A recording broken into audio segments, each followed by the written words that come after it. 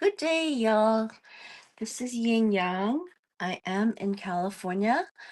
I am helping you read through George J. Chanos's book, Millennial Samurai, A Mindset for the 21st Century, Book 1. He is a very wise man. He knows a lot. Politically, we are in different areas of the world because I think our backgrounds are so different that I see things in a different light because I am in a different echelon of society than he is in. But for him to give us all this wisdom, I think is wonderful. Okay, so we're on page 282, chapter 135.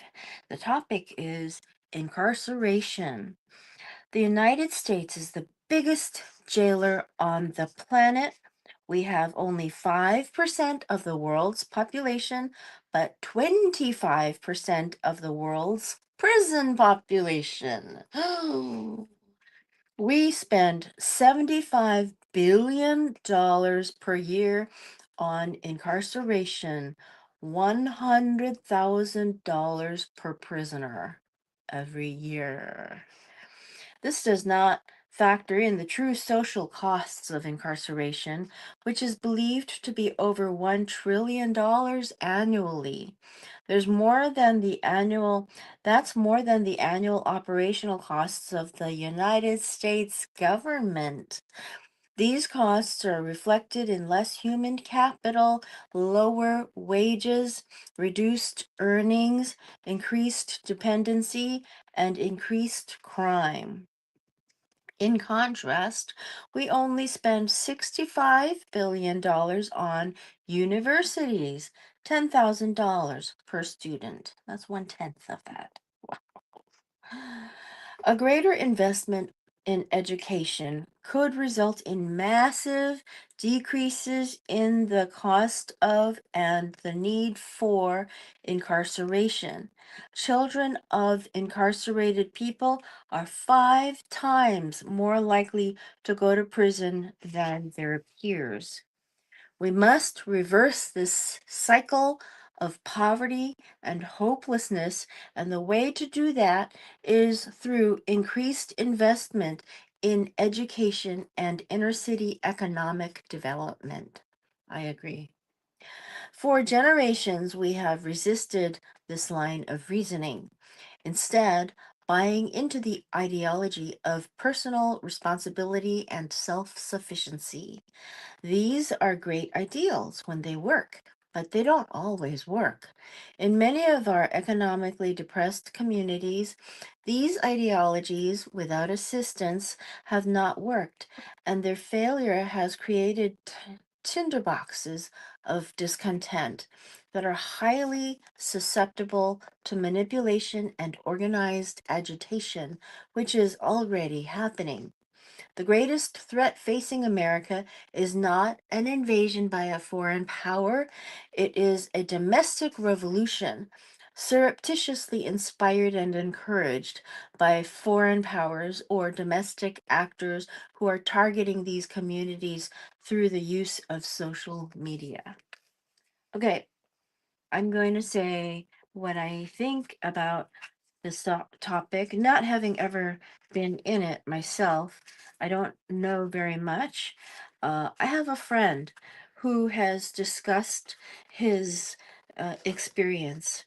He said that once he was diagnosed with addiction, his being incarcerated saved his life because they removed his addiction medically. They treated him, gave him treatment, and he became a poster boy for a community where they said, "We're going to do an experiment on you.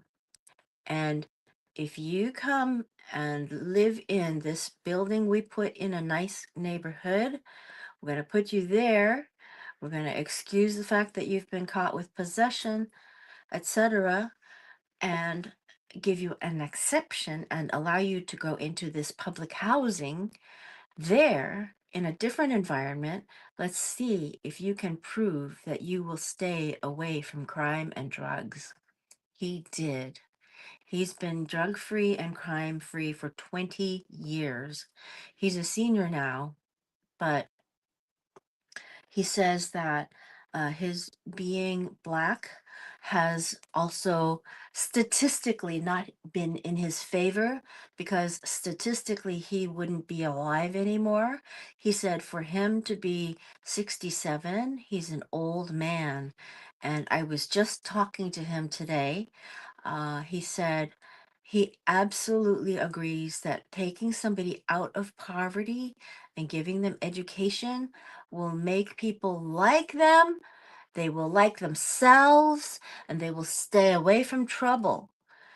It's very interesting how things work this way. So sometimes development of the inner cities by giving them technology that's available to use, by giving them stability in housing, by giving them stability in income, a nominal income, they can get off their addiction and they can get out of crime by choice.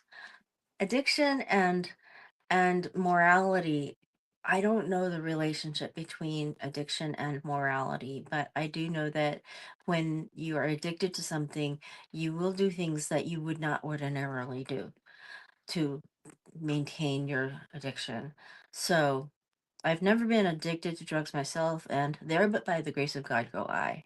I can see that. If I had been taken into a different group in high school or junior high school, I can see myself having gone into an addiction because my personality is like that. I don't think I have it. I don't know. I don't know. I really don't know. But like George J. Chanos says, uh, it really makes a difference to have people educated, well educated. I totally agree with him on this one. Okay, so I will talk to you again later. You have a good evening, a good day. And I always end with James Monroe, the eighth president of the United States, who came from, um, oh, thank you, Red Army role play. Interesting. I talk about James Monroe because he's the eighth president of the United States. He came from Kinderhook, New York. They called him Old Kinderhook, and he always wanted to see things done okay. That's where we get okay. Old Kinderhook. Bye bye.